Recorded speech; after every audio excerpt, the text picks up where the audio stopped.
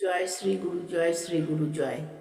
আমি ইভা চক্রবর্তী আপনাদের সামনে আর একটা নতুন ধরনের ভগবান দাদুর গুরু কথা নিয়ে এলাম এবং গিরিধারী লাল এবং ভগবান দাদুর রাতুর চরণে সকলের মঙ্গল কামনা প্রার্থনা করে আমি গুরু কথা বলছি।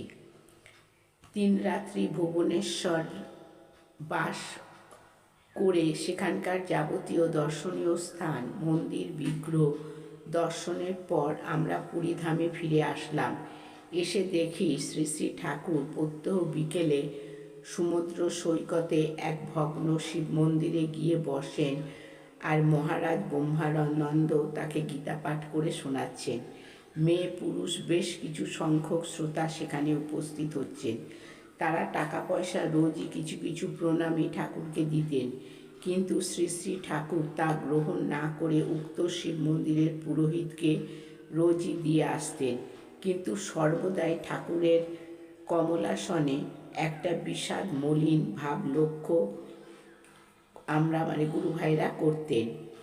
আমরা তা ঠাকুর বর্দার কাছে বলতাম।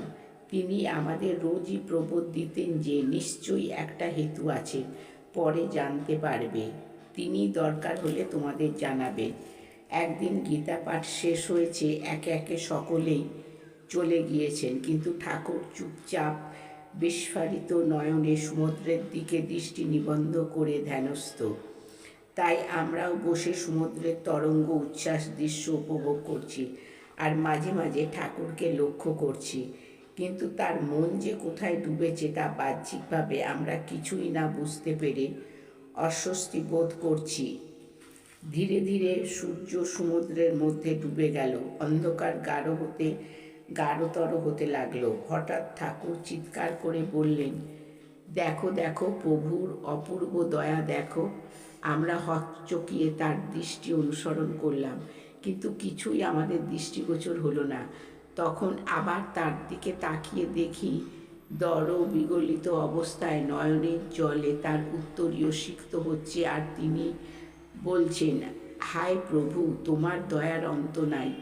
পরে তার সম্মতিক্রমে তাকে নিয়ে চলে আসি।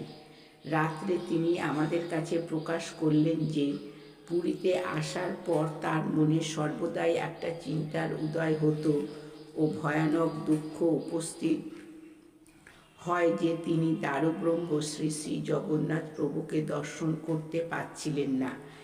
যেহেতু এই শরীর নিয়ে মন্দিরে যাওয়া তার পক্ষে অসম্ভব, তাই প্রভুর নিকট মনে মনে প্রার্থনা জানাতে বা কেন অদ্য তার সেই বাসনা পূর্ণ হয়েছে। প্রভু দয়া করে অদ্য দর্শন দিয়েছেন। মন্দিরের বিগ্রহ রূপে প্রভু তাকে দেখা দিয়ে সমুদ্রের বুকে মিলিয়ে গেলেন। আমার মনে আর কোনো দুঃখ নেই। শ্রী শ্রী ঠাকুরের নিকট এই কথা শুনে আমরা যুগপৎ বিস্মিত ও আনন্দিত হলাম। শ্রী গুরু জয়, শ্রী গুরু জয়, শ্রী গুরু জয়।